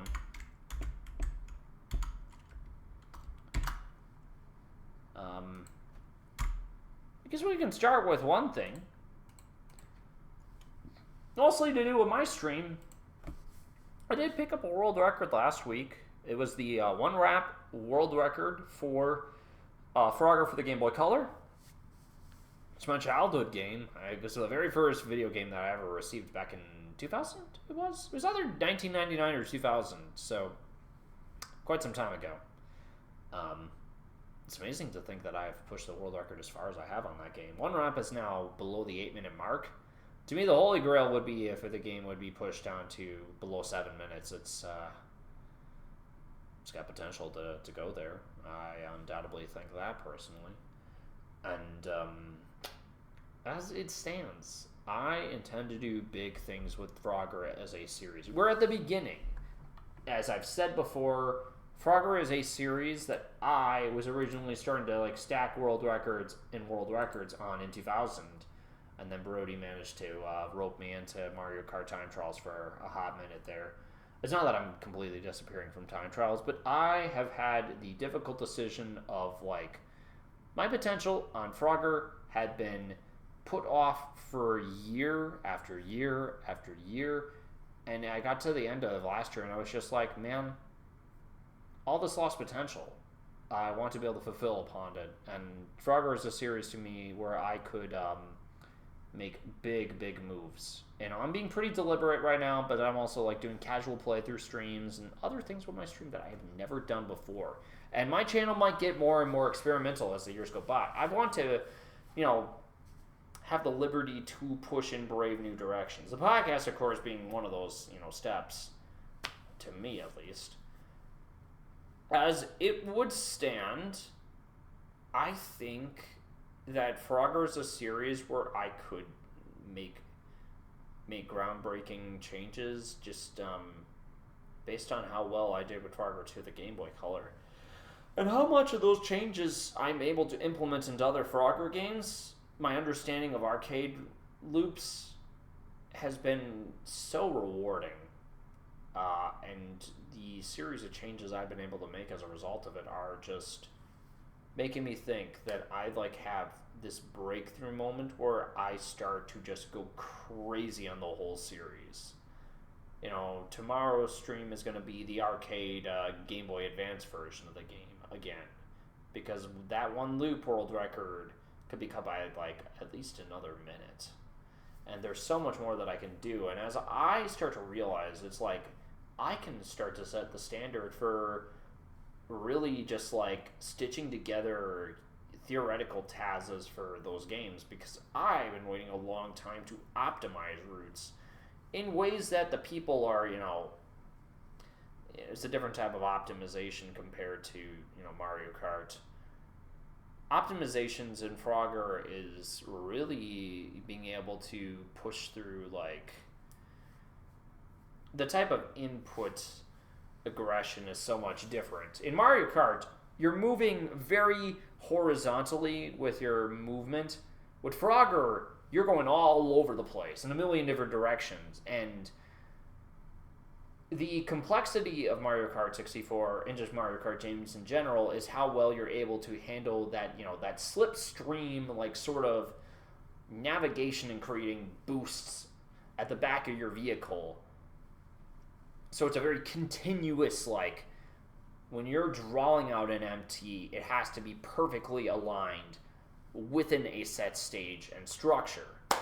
In Frogger, that perfection is now coming down to every input that you make, it has to be perfect. And it's not a sustained input. It's 1, 2, 3, 4, 1, 2, 3, 4, 1, 2, 3, 4, or even faster than that, where it's in a million different directions. You may be just branching all over the place in a singular stage, if that stage also has like vertical movement, if it has like a z-axis and not just xy axes, then you've got that to deal with. So like the dynamic complexity of Mario Kart 64 compared to the more like chained input like complexity of a Frogger game is like comparing apples to oranges. So it's also a big part of why I was like, to me it should explain to a lot of people why I didn't necessarily become like, card players know they want to be card players. For me it was like, you're taking somebody who is a more obscure like platformer, speedrunner, action adventure player trying to force himself to be a carder, which some people can do it. If you're like a good gamer in general, you can. But there is just at some point where you get to the point where it's like, well, there are people who are carders and then there are people who are not. And I'm in the latter field. I did pretty good for somebody who's not a carder. But that's not good enough by anybody else's standards. And I want to be good by my perfectionist standards in a game that nobody is putting any time into and deserves more focus. Mario Kart 64 will always have people that are good. There's always going to be people that get good at that game. I don't see that changing in a long, long time. Frogger may face a very cruel fate. I'm a big fan of the game. I'm a very big fan of the series. And it has had a sad history. The most recent titles of the game are locked behind pay-to-play Apple Arcade. That is not just sad, that is so tragic. Because they look at least alright. To me, my sort of like Frogger-infested brain says every Frogger game is pretty alright. Some of them are bad, but that doesn't stop me from having a more generous outlook at them. To me, it just speaks to how heavily neglected Frogger is. Konami let Frogger kind of just die a sad death. And I want to be one of the people that make sure that it stays somewhat alive. There's a dim light on the horizon. I want that game to have better. And I'm going to be the person who does it. And, yeah. I mean, these 7 world records I've gotten in the Frogger series so far this year are just the start. I intend to set a high standard for where Frogger speedrunning will go. And, yeah. If there's anything else to say, if I can think of anything else in the miscellaneous, is that I don't have to necessarily worry about this podcast going too late tonight, because I get an extra day off tomorrow on Monday, so I don't have to go to work on Monday. We'll see what Tuesday brings. For me, every day is a mystery. Every day is a total mystery. I don't know what I'm going to get. It really is just crazy what I could be potentially facing. I'm going to take things one day at a time. That's a lot of what I'm going to be doing for this podcast, for my stream. And that's why I'm trying new things that I want to have fun with. This thing about this year is that I'm sure a lot of us, like myself, are going to struggle with this year. I want to be able to find ways to still have fun. Because who knows how many opportunities I'm going to have to do that. To me, that's always a big part of what makes life better, is if you find ways to be able to have fun with your own life. I want to do some things, take a note from some folks who have really shown some incredible entertainment. I'm sure it's no secret to everybody, and judging by the shirt that I've been wearing, if you know what that character is referring to, you probably know that I like watching a couple of YouTubers, and I've not necessarily opened my eyes, but reminded me that there are plenty of entertaining streams that I could do that have nothing to do with gaming. I was a musician in the past. honestly, it would be very entertaining and maybe a little strange, but I think it'd be a bit of a brave step to do, like, it might be harder to pull off on Twitch, but it would be really neat to do like a karaoke sort of stream. A lot of VTubers do that, and I thought to myself, wouldn't it be fun to like be able to partake in that sort of thing? I think a karaoke stream would be a great time. I could showcase my singing ability. I'm not the greatest singer. I think I'm good enough. I'm always just gonna be like, yeah, I'm an alright singer. I think I'm good enough for. There are so many people who put their hearts out there in karaoke streams who are worse singers than me, but they're having a fun time with it. Isn't that what matters at the end of the day? I may have perfect pitch, but I don't care. To me, karaoke streams are about having fun. And if you're having a good time, who cares if your pitch is really far off? I don't. To me, half the fun of it is just like making it your own. And there are so many songs that I could look up karaoke covers for. That would be so interesting to do. And it's an idea that I've had in the back of my head where I'm like, maybe one of these days I'm going to surprise my audience with that. Or maybe I do it where I have like Mario Kart 64 karaoke where I just make up like lines to songs in each of the card soundtracks. That could be really funny. And cringe. I think both. Really just like taking brave steps to do stuff that is simultaneously has the chance to be stupid, but could also be just like something that allows me to express myself in interesting ways that makes you unafraid to really push boundaries as far as my channel goes. And another activity that I wanted to do for streams in the future that I think I'm going to introduce this week, I think arts and crafts streams would be a lot of fun. Like I said, I'm a musician. I come from a very artistic family, and I think it'd be fun to pull out some coloring utensils and create some cool little sketches and pictures. I think that would provide for some really fun streams. Stuff that is so much more relaxed. Speedrunning requires you to always be like in the mind of it's like either perfect or you're nothing, which is unhealthy. It's either that or it's like you're always constantly trying to be better. And while that's fun, I can't do that all the time. My musician side of me is always like, who cares? Try to do something that's artistic, allows you to express yourself, and like making a fun little picture. Come on. You can't necessarily deny that there's going to be some good fun to that.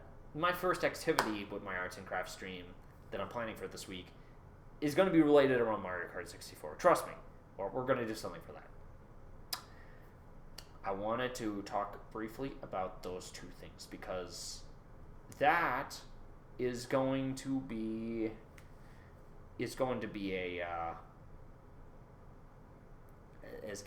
kind of the shape of things to come for the Glass channel. Because I've always wanted to push further. It's a brave world out there, and I was just, forward moving. I like my channel to continue to be forward moving. The one thing I'd be most afraid of is if I just allowed for a sense of stagnation. So, as the channel goes by, as the year passes, every day I get and every chance I get to do new things, I'm thankful for the people that join me along the way. Not everybody's going to give me a chance, but that's all right. We all have our own lives and doing our own things, and this podcast is one of those things I'm doing. And with that all being said, 2 hours have passed. I believe this is an appropriate place to end the podcast. I have nothing much else to cover as we've gone through pretty much everything this week. That's pretty much the deal with me. Oh, you know what? There is one thing I would be willing to cover. My old university speedrunning group did another randomizer race, and one good thing I learned from that is I got my DS emulator working, so I can do runs for hard gold, soul, silver, diamond, and pearl now, and maybe platinum. We'll see.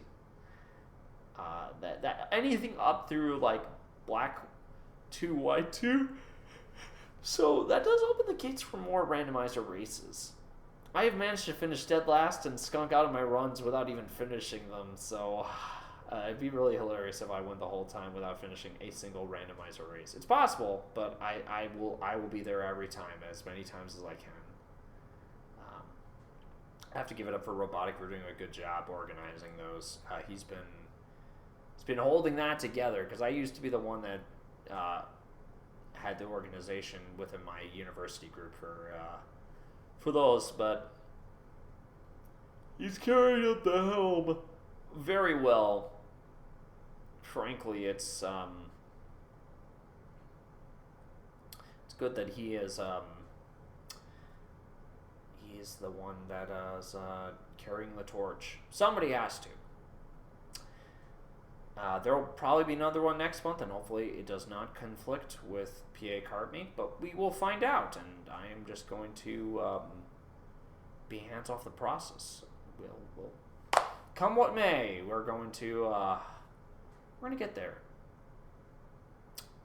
Okay, for real this time, though, thank you, everybody, for watching the first official episode of the Glass Podcast. I'm not sure when the next one's going to be. It could be 2 weeks from now. I don't think I should do it on when I'm at PA Kart Meets. I'm probably just going to push back for, 2-week intervals now. That way I have enough material to talk about. I had a friendly amount of material to talk about for this one. Not everybody is interested in everything that I present, so I had to change the title a few times. I'll get better at that as we go. This will be more organized. There'll be more stuff surrounding me, not outright to a obnoxious fault, but I'm going to be making gradual improvements to the Glass Podcast. So, I think, if I can, and I'm able to get back home on time, 2 weeks from now, on March 1st, you can expect episode 2 of the Glass Podcast. So be sure to drop on in for that. And if you're in the Milwaukee area, in Wisconsin, on Saturday the 22nd, we'll hope you join Wisco Kart Crew and I for the Land of Good Kart. And that's it for me. Thank you everybody for watching. That's it for the podcast, and until next stream, folks, take care, and I hope you all have a good night. Peace out.